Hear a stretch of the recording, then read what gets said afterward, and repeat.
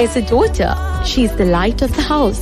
As a wife, she completes half of her iman. As a mother, Jannah lies under her feet. Assalamu alaikum wa rahmatullahi wa barakatuh. I am Bibi Aisha Leher, presenter and producer of the show Phenomenal Woman, every Thursday between 1:30 and 2:30 right here on IFM 88.3. Tune in to be inspired, educated, motivated and empowered on issues affecting the lives of women. When women stand together, amazing things happen. Extraordinary, Allah has blessed me. Live forever, not temporary. Live from Port Elizabeth, South Africa. To the world, this is IFM. Assalamu alaikum wa rahmatullahi wa barakatuh. Bismillahir Rahmanir Rahim. You are tuned into the Phenomenal Woman Show with me, Bibi Aisha Leher, on IFM 88.3. Please remember that you can call or WhatsApp us on 067 236 3487. So, my sisters and our beloved listeners, what is gender-based violence? Nothing new. It's been here since the beginning of time, but it doesn't have to stay here till the end of time. We have reached a time in our lives where you do not need to feel ashamed if you are a victim of domestic violence. We have reached a time where you need to speak up, and you know what? There is help out there. There is no need to suffer in silence. Somebody who loves you should not be beating you. Somebody who claims to love you should not be scaring you. And somebody who claims to love you should not be isolating you, manipulating you, and controlling you. Because that's not love. Not love at all. That's cruelty. That's inhumane. And that is against what the teachings of Islam is towards women.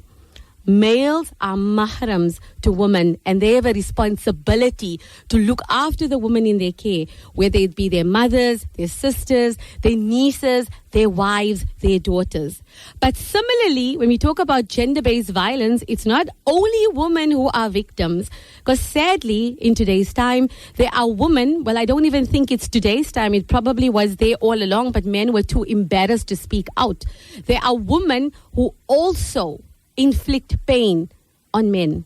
There are women also who manipulate men, women who may be in a position where they are financially secure, ridicule men, emasculate men, and that is also a form of gender-based violence and abuse. So keeping it real, keeping it balanced, and also our aim obviously is to let you know that there is help out there. You are not alone. There's nothing to be ashamed and embarrassed of. And you know what, my sisters, something I want you to listen to very, very carefully.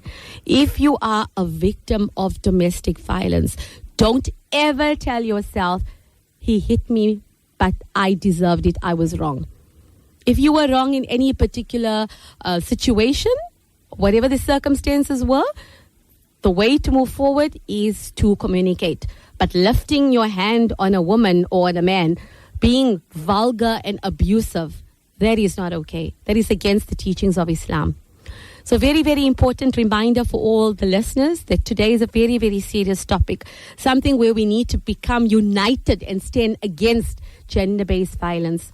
So my guest today is Shireen Hassan, who is the Deputy Director responsible for gender-based violence programs, substance abuse and crime prevention programs at the Department of Social Development in the Johannesburg Metro region. She has 32 years of experience as a social worker and obviously somebody who knows exactly what she is talking about. Assalamu alaikum wa rahmatullahi wa barakatuh, Shireen Hassan, and welcome to Phenomenal Woman. Wa alaikum salam wa rahmatullahi wa barakatuh. Jazakallah for having me, Bibi Aisha. I really welcome the opportunity, and I hope that going forward, inshallah, we're able to make a difference, even if it's in one person's life. But you are right, you're absolutely correct. Gender-based violence is not only about women, but we have to acknowledge and accept it. The statistics show that mostly women are targeted. Mostly women are victims of gender-based violence. Most definitely. So bearing that in mind, we need to also, as I said, as you have said, acknowledge that also men can be targets and be victims as well. So going forward, I also just want to thank Allah for giving us this opportunity to be able to connect with each other, and I really appreciate being given this platform. Thank you. Ameen. Only a pleasure. Like we said, if we can change one person's life, then inshallah, we have done our job. Inshallah, may Allah accept everyone's efforts. You know, Shireen, I think it's very important, and if you can just re-emphasize what I just said, that there is no shame if you are a victim of violence. There is nothing to be scared about. It's time to speak up and get help. Nobody can hurt you. There is help out there. So I think it would be so important for you to echo these sentiments. Absolutely. I think that what you said is critical in that he hit me because I did something wrong. There is no justification for any kind of violence against anyone. There's no justification. I think we can all acknowledge that. Absolutely. Yes, and sometimes we'll hear terms like "don't provoke him" or "don't deny him what is his legal right." These are some of the terms that I have come across, and sadly, these are terms that some of our ulama have been saying. So I'm saying this in that context. If you are the victim, and we or the people out there who say we want to help victims, we must not minimize that. Absolutely. You are the victim. So a victim should not be exposed to any form of secondary victimization, if that's, kind of the term that we're looking at, because that is often what is happening in our society, in our communities.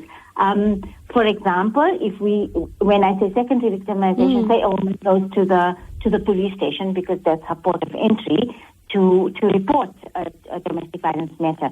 And in 9 times out of 10 cases, you can speak to anybody, the person will face secondary victimization. So that's what we're talking about, Those are the things that we want to eliminate from the South African society, regardless of who you are.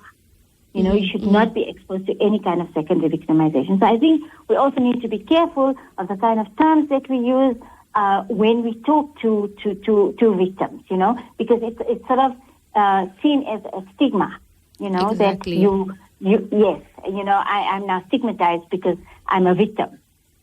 So we need to get rid of all those kind of terminologies, the myths around it, because there's a lot of myths around gender-based violence. Absolutely. Like you said, I deserved it. I didn't cook the food right. I burned the food. ABCD, whatever it is. So I think we need to get rid of all of those kind of thoughts and ideas in our heads, in order to, because we will not move forward, as a society, as a community, if we don't stop thinking that way about victims. Absolutely. I think something that's also very important that we need to highlight, Shireen, is, sometimes when a woman wants to reach out, because clearly when a woman reaches out, it's very difficult for her to have come to that point where she says, I need to speak up. It's not easy. It takes a lot of guts because she's also afraid of what will happen. She's also afraid of being victimized. And sadly, when it comes to sometimes maybe women reporting it to their mother-in-laws, I've heard this myself in my life coaching. The mother-in-law will say, I used to also get a hiding, just make sabr. Really? Really? Absolutely. This is somebody's daughter you have brought into your home. The others would say, just keep quiet and make sabr. Making sabr doesn't mean that you must sit there and think to yourself, when is he going to come home? When is he going to hit me? When is he going to beat me? And that alone will make you probably, so stressed out and make you just live in fear. And there's no such thing in our Islam. When you know somebody is going through any difficulty, it is your responsibility to help them and make things easy for them. That is what Allah expects from us. Absolutely, absolutely. And I think that maybe if I can just kind of take it a little step forward, in the sense of, if you look at the cycle of abuse, for example, right? I have a very nice diagram here in front of me, and at some point I will actually share it with you so that if anybody's interested.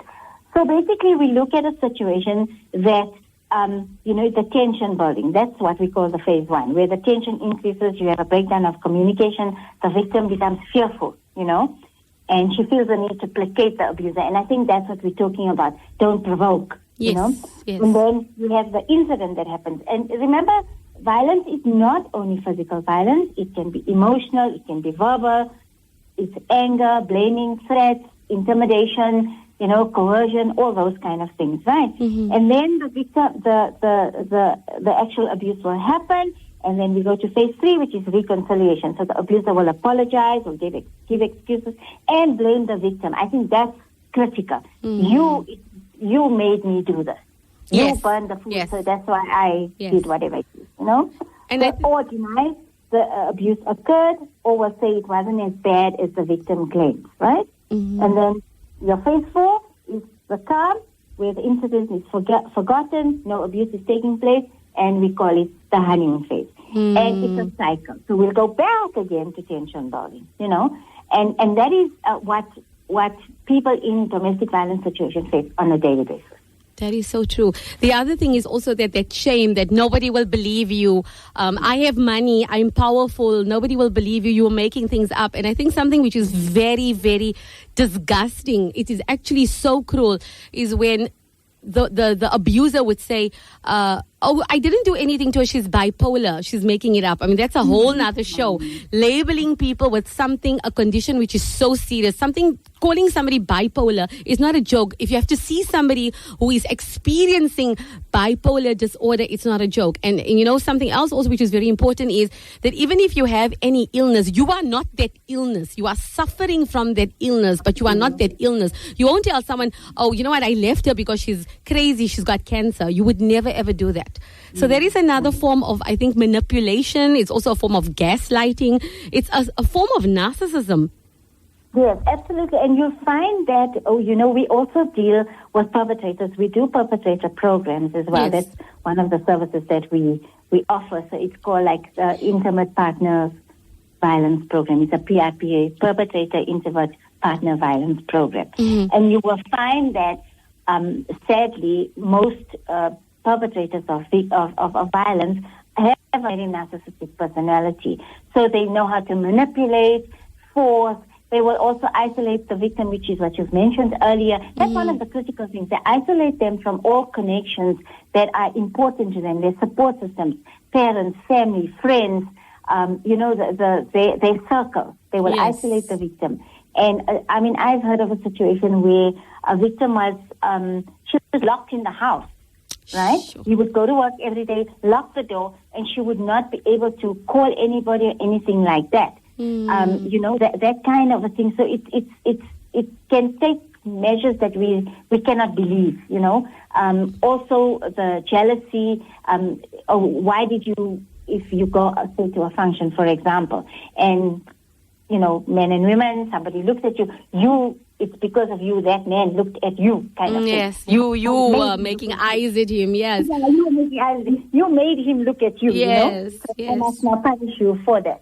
So I think it's a whole range of things that occur in a domestic violence or gender-based violence situation. Okay. I have a comment here that I have to read out. I think it's very important. This is from a brother that wants to remain anonymous, okay? Mm-hmm. This message is from somebody in Johannesburg, and this man is saying that he appreciates the fact that we are keeping it fair, that gender-based violence, the victims are predominantly women, but they are men as well. And he's saying that the ugliness normally comes when a woman is married to a man who's not as financially rich, so to speak, or stable as her father was. So she would completely emasculate or humiliate the man, making him feel inadequate because she was used to a certain lifestyle. It's also a form of abuse.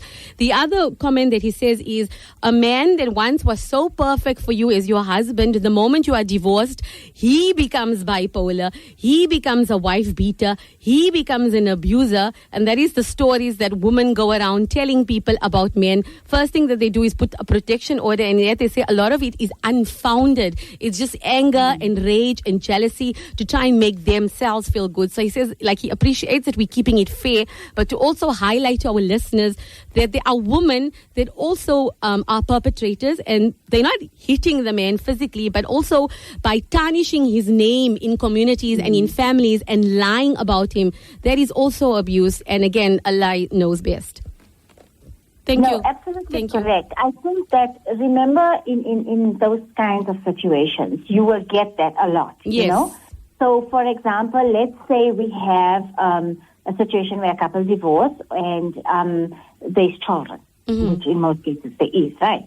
So now you need to work out arrangements in terms of access and those kind of things. And that's where all these ugly things will come out. Yes. If you don't want the husband or the ex-husband or the partner to have access to the child or children, then these are the kind of things that will come out. So I think we must bear that in mind and keep an open mind about that. So I'm in complete agreement with your listener in that sense, you know, that yes, those are the kind of things that do happen. So we have to acknowledge that. And I think that's why in keeping with that, fairness has to exist. However, bearing in mind that, as I said earlier, most of the statistics show that women are usually victims. And Yes. I think part of that is because, remember, you also mentioned earlier that men sometimes don't report. Yes. Okay, because of the stigma or to be ridiculed if you go to the police station, or you won't even tell your family. No, that you this is won't. happening. That your wife is Sometimes bullying you, of course. Exactly. No, And definitely. you look like, you're not... Like a you're not weakling, man. exactly. Yes, It's weak, ego. You know? So, yes. So that is why you'll find that we don't have those kind of statistics. And remember, we work from the premise of what research has been done, whatever. And so you'll find that because there is under-reporting, let's call it that, Yes. we won't really know those numbers, right? Yes. Also, what is there in, let's relate it to specifically our Muslim community, right? Because that's the platform that this is on. What is there? What support systems are there for men in our community? Nothing. Nothing. Exactly. Absolutely nothing. Absolutely There's nothing. No safe space. Absolutely. There's no safe space that they can go to and actually say, I am a victim. Absolutely. And some also, form of domestic do you not think that it's also stereotyping that, you know, men can't be victims, that only women can? And the other thing is also what is very disturbing is whenever it would come to a problem between a husband and wife maybe, or it could, not whenever, I'm not, not minimizing what a lot of women are going through, but sometimes in fairness, like we said, we're keeping it balanced, that when there would be an issue when there's a divorce, or when there would be an issue when, the wife may be difficult, or the perpetrator, he doesn't give me enough money. My whole thing would be, my sister, go out and get a job. And if you need luxury, if he's giving you the basic needs, which is what Sharia asks him to do, if he's giving you food, shelter, clothing, he's giving you whatever you need. If you want a Louis Vuitton bag, or if you want a perfume of a certain brand name, that is not a need, that's a want. That go and get a job and go and get it. Yeah. Now, absolutely, I agree with you on that, and I think that when you marry somebody, right, you need to accept and acknowledge that this is the circumstances, that you're going to go into. Yes. Right. Yes. So don't have these expectations, like you're saying, or get a job or whatever, you need to do. But I think that we go into marriage, and maybe we should take it a step back. Before marriage, do we have these discussions? Do we talk about it? Are we open about it? Are we talking to each other or through the families or whatever it is, Are there these conversations happening? Because then when you're in the marriage, then it's reality. The honeymoon is over now, then the reality hits you. So, and I think that, I know that the Jamiat, if I'm not mistaken, does offer some sort of a premarital program. Yes. The reason why I'm thinking about it, my son recently got married, and Alhamdulillah, Mubarak. a future, we're going to go for that. And I think it would cover those kind of things, because I think openness, honesty is critical in these kinds of situations. So you will Definitely. hopefully, by having these discussions, prevent this from happening. And I think that is also something that we don't do. We don't talk openly. We're not honest. We're not, I can do this, but I can't do that. Yes. And even if you look at us in our daily lives, Aisha, we sometimes also struggle to say, no, I can't do this. Yes. I can't do that because of whatever the situation is. So I think critically, people, or couples who are going to get married need to have this discussion. I think something that's also very, very important, and this is for mums that are listening, and even young girls that are listening, that if you have somebody that you are interested in, with the intention of nikah, please do not tell your parents to organize samosa runs with other boys or other girls. And also, if your parents are against you marrying somebody, give them a hearing, listen to what they're saying and why they are saying. Because if you're going to be so-called forced into marrying somebody who your parents have chosen, that you'll never be happy in your marriage. Because first and foremost, you're going to think, this is not who I wanted. And again, you cannot enter into a nikah if you are not happy, if you have not given your consent. That is haram. So as a grown woman who's baligh, who's getting married, you must want to be married to person X. You shouldn't be forced to be marrying person Y, because you are going to destroy your life. You are going to destroy that man's life. You are going to destroy your children's life. And that is the most selfish thing any woman or man can do to another human being. That is actually abuse. So there is also something that's very important. So even for parents that are listening in, that if your child tells you from the beginning, I'm not ready to get married, or I don't want to be with this person, I don't feel it's right for me, give them that hearing, because you can't expect to choose your child's spouse. That's not fair. Your child's an adult. I can't say your child's an adult. Well, he's your child still, but he's a man or she's a woman. They have a right to choose their partner. There is the right that has been given to them. Because from the onset, if it's done something that's happily and they've chosen themselves, then inshallah, the platform for a happy foundation, we pray to Allah, would be there. We don't want this anger and regret and antagonism from the beginning. I didn't want to marry you. I didn't want to be with you. That's the most cruelest thing you can do to another person. Yeah, and I think that also then can sometimes lead to violence in the marriage, Yes. Whether it's the emotional abuse or even physical or verbal or whatever. So, yes, it all links, and I think demeaning another person, humiliation, those are all forms of violence, Yes. So I think we must always bear those kind of things in mind. And I think that as a Muslim community, we need to be having conversations about gender-based violence. I think we sort of hide it or, sweep it under the carpet. It's critical. We must have these conversations. We must be acknowledging that it's happening. We mustn't think that it only happens in poorer communities or in it's happening next door kind of thing. Yes. It's happening. It and is. until we don't talk about it and acknowledge it, we cannot move forward. We cannot say that we are fulfilling the rights of Islam. We're not fully, we're not there yet. And by you knowing something's going on and you keeping quiet, that's a sin on you. You are because you are actually enabling. Exactly. Yes. And there's a common terminology that I use. I think there's this disease that a lot of people suffer from that is far worse than AIDS or anything that has ever come on this earth. And I always say this, it's like a Gujarati term, loko hu ke hai syndrome. What will people say syndrome? And my whole thing is, who cares? You are not here to impress the creation. You are here to impress Allah subhanahu wa ta'ala. People are going to talk about you anyway. People spoke about our beloved Nabi Muhammad sallallahu alaihi wasallam. So you think you're going to be spared? And mostly the people who talk about you are the people who are basically those who have the most skeletons in their closet. So to take away the attention from them, they want to focus it on somebody else. At least you're getting help. I think that's also, and you see, that's why it's critical when we talk about it, that as a Muslim society and communities, if we do not start to support our children, our daughters, our sons even, for that matter, when it comes to these issues, that's why you'll find that women will stay in relationships, because 9 out of 10 times they don't have the support structures, or they send back, So let's look at why women stay. Your economic reason is one of the biggest things, right? Because you're not financially independent. So you will stay in that relationship. Because going back to mom's house, or maybe your parents are deceased, you've got a brother, he's got a wife, they're not going to accept you, right? You stay for the sake of the children. Right? Societal pressures, exactly what you said now. What is everybody going to say, right? Fear, obviously. Sometimes you don't see a way out of the situation. What do?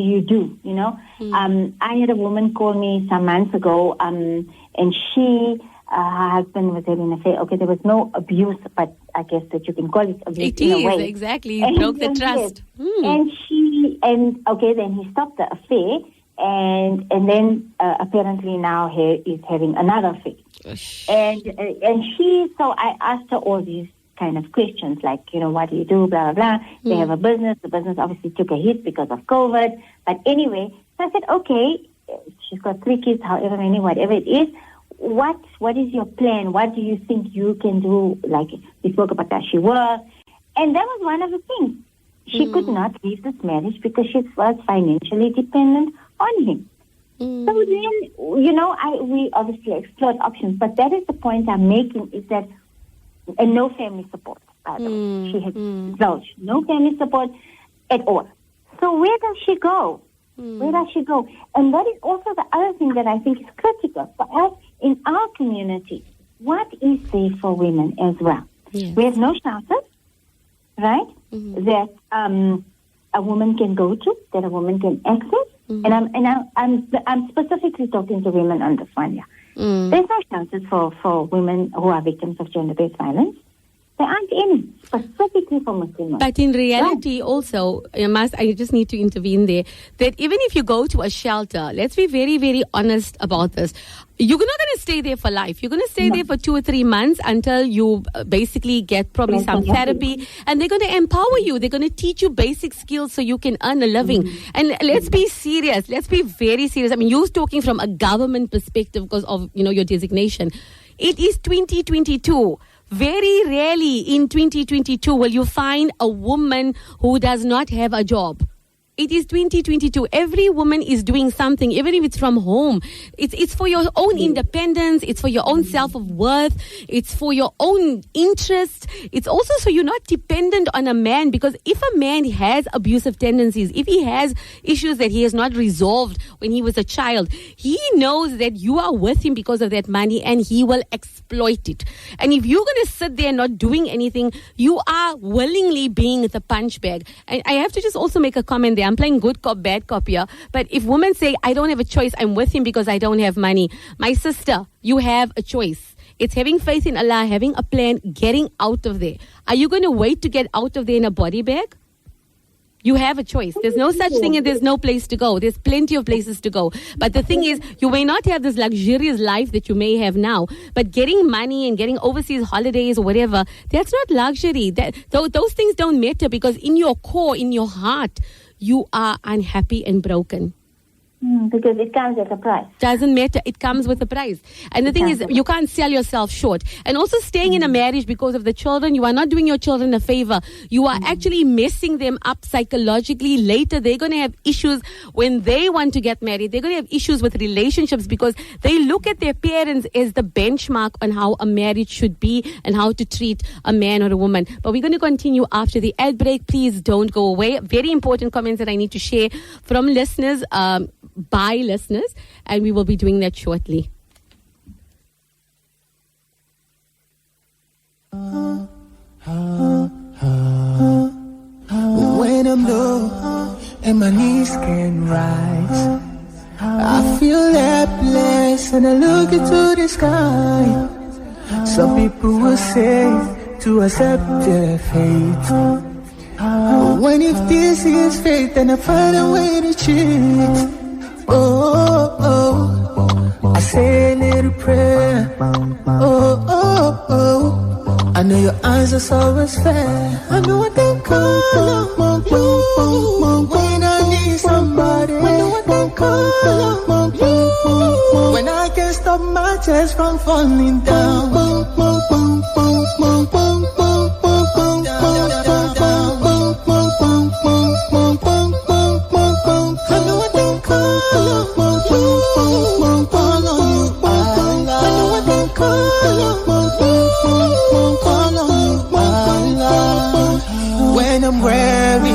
and the road is dark. You got me with the beating of my heart, and I'm patient, cause your help will come. I don't need to worry, I give my thanks to you. I say a little prayer. I know your answers always fair. I know I can call on you when I need somebody. I know I can call on you when I can't stop my tears from falling down. You're waking up to the subtle sounds of IFM.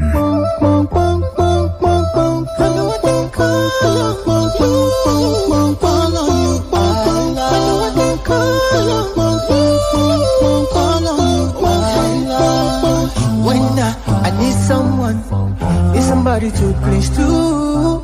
When I need someone, need somebody to dry my tears. When I need someone, need somebody to please to. I call on you, Lord. I call on you, Lord. I call on you, Lord. On you. Broadcasting to 50,000 listeners, 65 suburbs, 3 cities, with one friendly voice. This is IFM. Bismillahirrahmanirrahim. Assalamu alaikum wa rahmatullahi wa barakatuh. My beloved listeners, you are tuned into IFM 88.3 on the Phenomenal Woman Show with me, Bibi Aisha Lahir. And today we're talking about gender-based violence with Shireen Hassan, who is the Deputy Director responsible for gender-based violence, substance abuse programs and domestic violence programs as part of the Johannesburg metro region. So I just need to call out some of these comments. I need to read them out before we proceed again, Shireen. One of the comments is that, sometimes parents would tell their daughters that when you get married, go and see how it is for 2 years. Don't get pregnant. Just see how it is for 2 years. And if you're not happy, come back. That is not something you should be telling your child. That's already telling them that, listen, your marriage is not going to work out, and if it doesn't, that is not, well, Shireen, you're going to comment on that just now. The other one is, even whatever problem you have, keep it between you and your husband. Nobody needs to know you will die from your husband's home. That is already telling you that I'm not going to be there to support you. Very, very, very scary. And then one more comment I have here from one of the listeners is, gender-based violence is not necessarily your husband. It can also be from your brother. It can also be from your father. It can also be from your son. If you're an elderly person and you have the son that is abusing you, or even if you're a young woman and you have a teenage son abusing you, that is violence. It could be from any man in your circle, so to speak. So it could be your son, your uncle, your nephew, your grandfather. So just to highlight that, please, Shireen. Yeah, absolutely. I think that, yes, when we say men, we can be referring, because look, it's exactly what you said earlier, where you're forced into a situation. Brother, sister, we have a lot of elderly abuse happening. We get a lot of cases of elderly abuse where the son is abusing the mother, yes. Sometimes because they're on substances. So, that's a conversation for another day. But yes. All of that is definitely happening. So I think that because of our limited time, Bibi Aisha, we can have long conversations about each and every aspect of this. We can go into that. We can talk about the legislation, but what I do want to say critically, that in all of these instances where there's any kind of violence and abuse, there are ways to report, there are ways to get help. The legislation protects us, okay? And that is the one great thing about our country, is that we have this incredible legislation that exists, yes. And sometimes it is not fully used by victims, and sometimes victims don't know where to go to, so that is also critical, because you sit in your situation and you really don't know who to go to. There are resources out there, and we need to tap into those resources. Please share with us. Absolutely. So I think on that one, we acknowledge that violence is violence, but most abuse, research has shown us that most abuse does take place in the home, right? And it can be from anybody. That is critical to remember. Then on the issue of support, absolutely, and it's also what I alluded to earlier, that you are told to go back home, go back home, when I say home, the home of the husband, already giving you the message that forget it, don't even think to come home. You'll go out of there in your coffin, basically. Yes. And that's what I spoke to earlier. So if families, continue to have that kind of an attitude, then we will not get rid of gender-based violence or any form of domestic violence. We won't.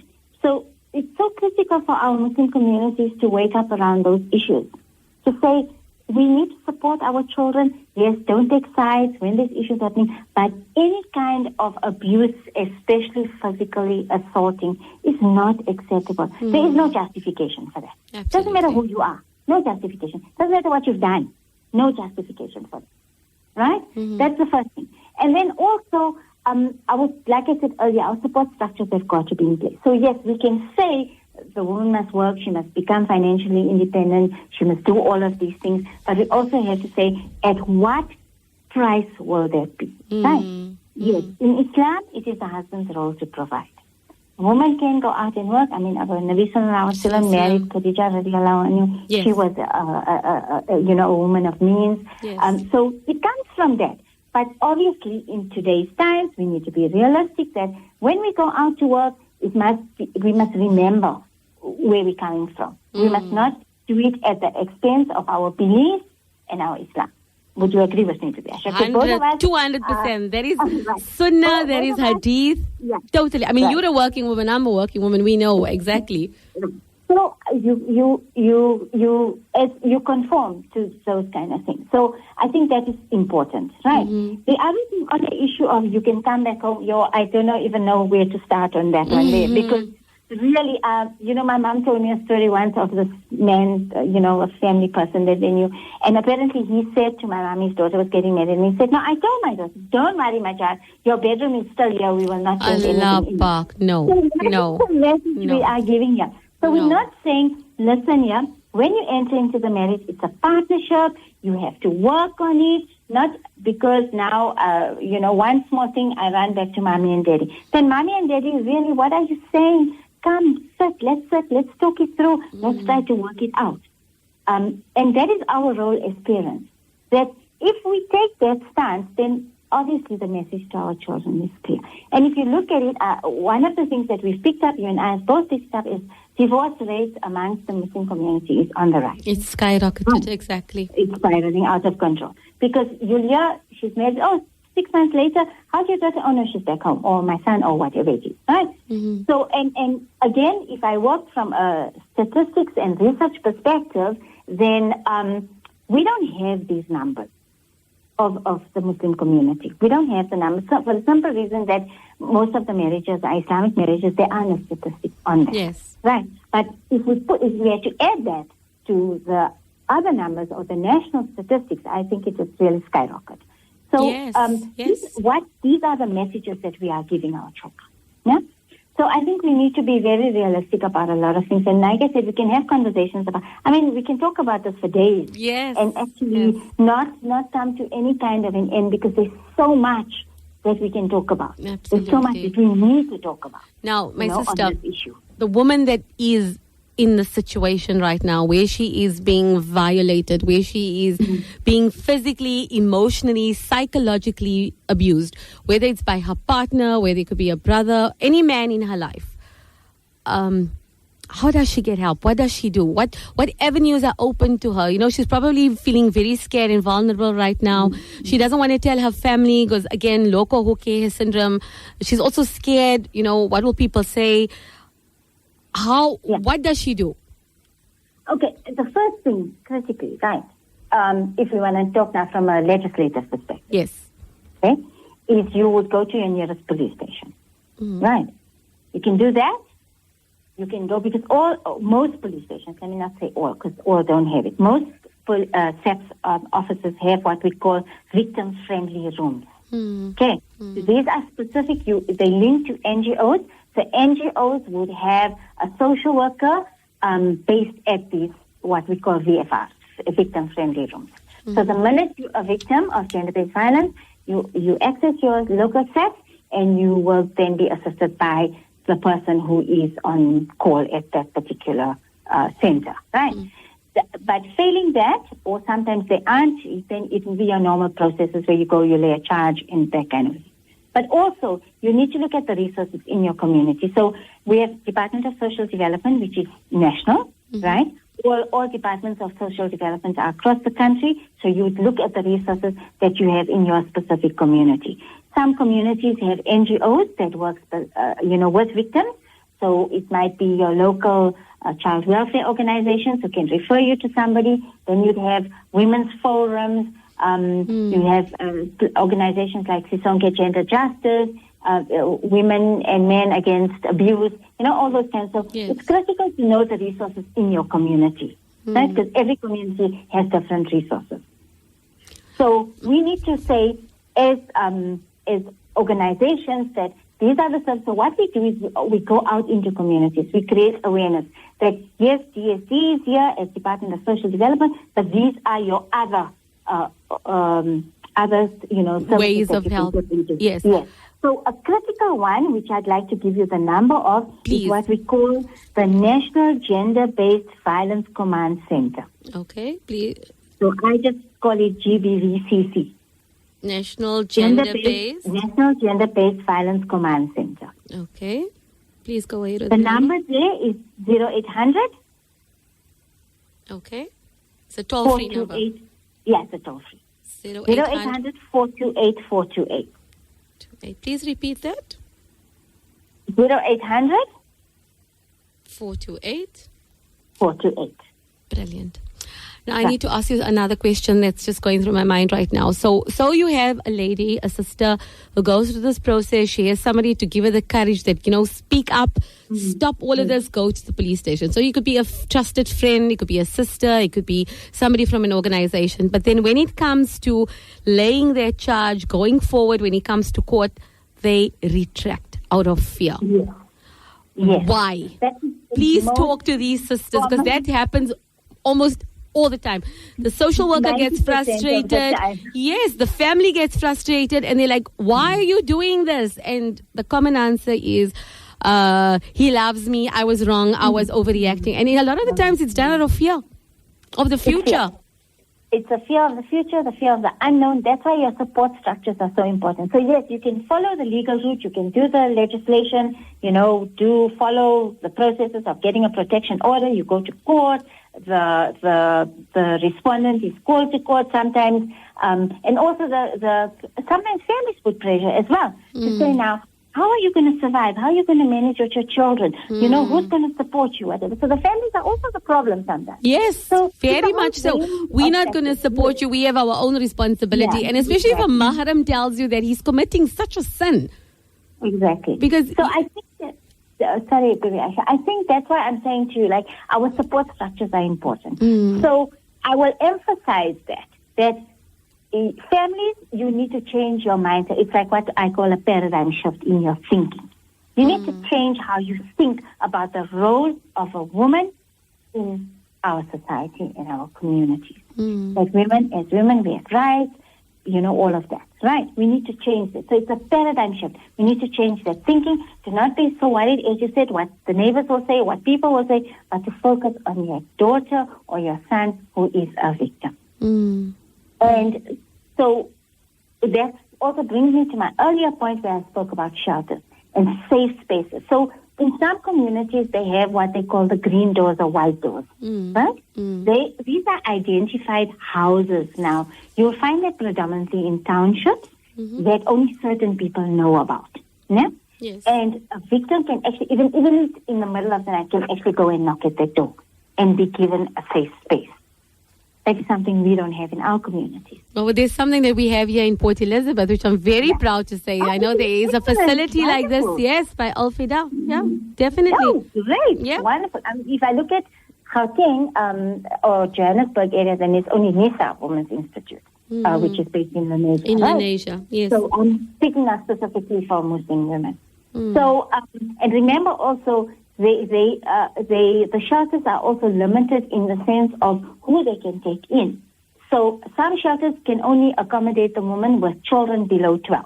So they don't have services for families, if I can call it that. No? Yes. So your mom, your woman might have 3 children. One is 16 already, the other is 12, and the other is 10. Now the shelter says, oh, no, sorry, we can't take your 16-year-old. So what do you do with your 16-year-old? You see, somewhere along the way, the gaps are there. So we need to try to bridge those gaps.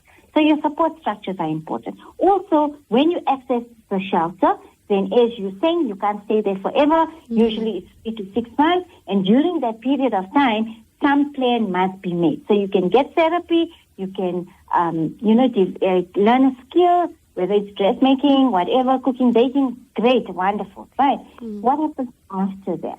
Remember, it's not that simple. Yes, we can say you can go out there, we can work, whatever, but when you actually, the practicalities, let's talk about the practicalities of it. What happens when that time is up?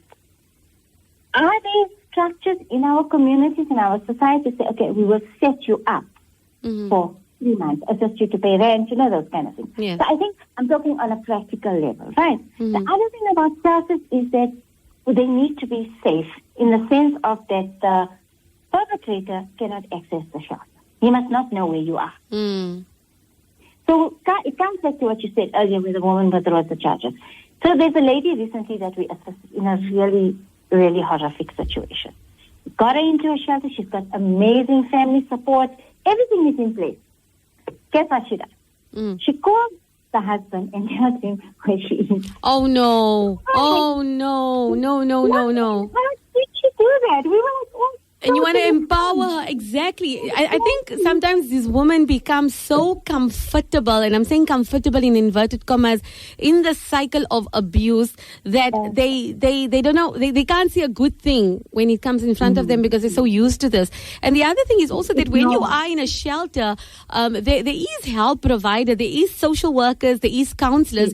So as you are, maybe they'll be, obviously you can't go look for a job when you are broken and, you have such low self-esteem. So that's what is offered there. Sometimes there are people in the community that want to come there purely for the pleasure of Allah, just to help you build yourself. So build your self-esteem, help you to reconnect with Allah, help you to, value yourself and your worth. And based on that, once you have that confidence, you would want to go out there and find your way and get a job and make yourself financially independent. But like we're saying, we're being realistic. It must be done step by step. It can't be done overnight. The first thing is, if you are scared and nervous and, not in the right frame of mind, you're not going to be productive in the work that you do. So the whole thing is firstly sort of fixing the psychological damage, so to speak, and getting help to help you move forward. A long, long time. It can take definitely. A long time because you're so used to being belittled, demeaned, humiliated that you have nothing. You are nothing. You believe you are nothing.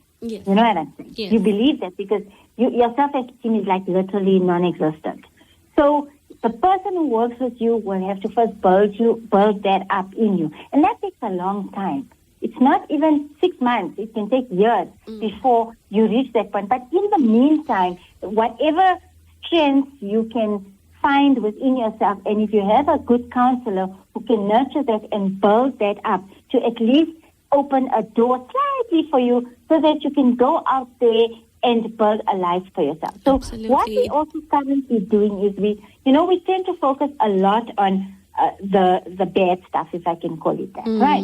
So what we're currently doing, because it's Women's Month, we actually running 1 or 2 programs where we are inviting women in the community to come, and we are getting what we call survivors. Survivors of domestic violence to come and speak about their experiences and how they got out of the situation. And some of them might be successful women, to say, you can, this is what we did, this is, because we talk as social workers and counselors and whatever, but we might not have really experienced it. So we talk, but we empathize, but we don't know. Exactly. Yes, we haven't walked in issues. So what we're doing right now is we're getting women who've walked in issues to come and talk, to say, this is what happened to us, this is how we got out of it, so you're survivors. And I think that's also very important. I mean, if she couldn't do it, I can do it. So that's a huge inspiration.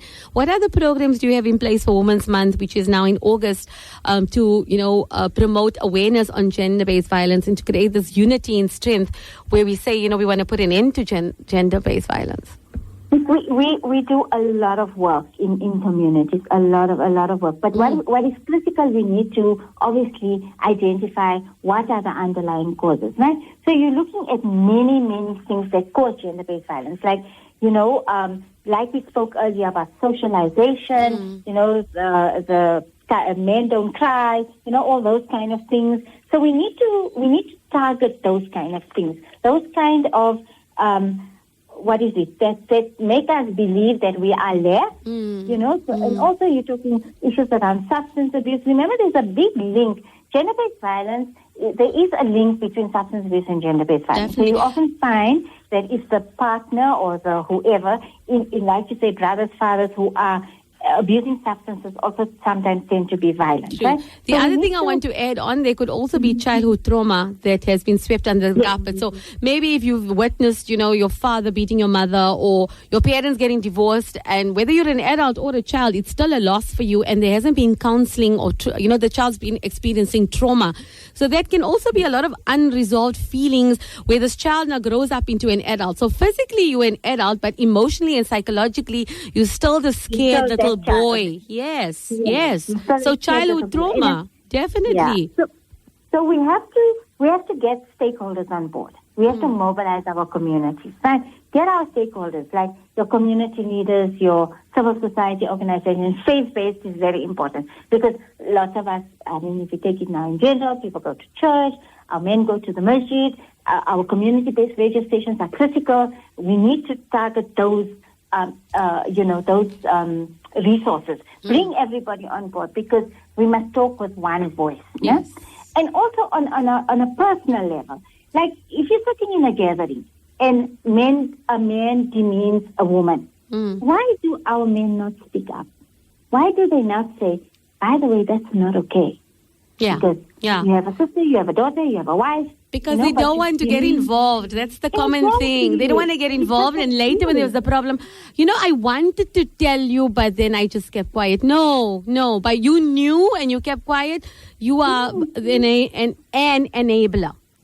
Absolutely.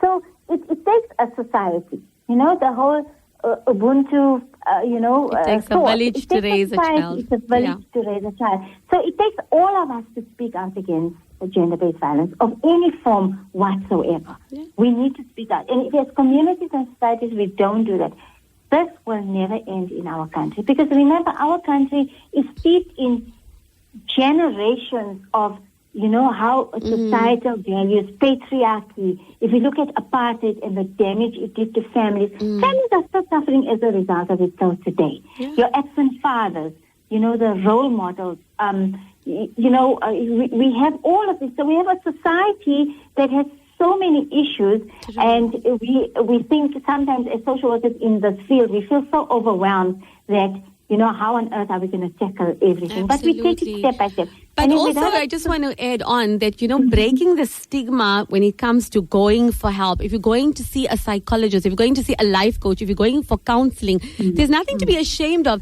The fact that you're making this decision, that you acknowledge that you have a problem, you acknowledge that something is not right and I need to fix it. Because if you're not going to fix it, you are going to basically intoxicate every relationship that you have after, every interpersonal relationship. So going out and getting help is actually the biggest form of empowerment for yourself. Yeah.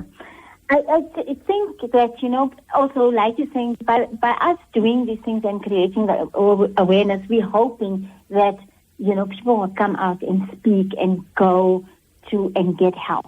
So what often happens, Baby Aisha, is that we go into certain communities and we do talk and we create awareness. And interestingly enough, we might target an audience of 250, 300 people, and out of there we'll get 2 or 3 cases. So for us, that's a win. Yes. It may not seem like a win in the big picture.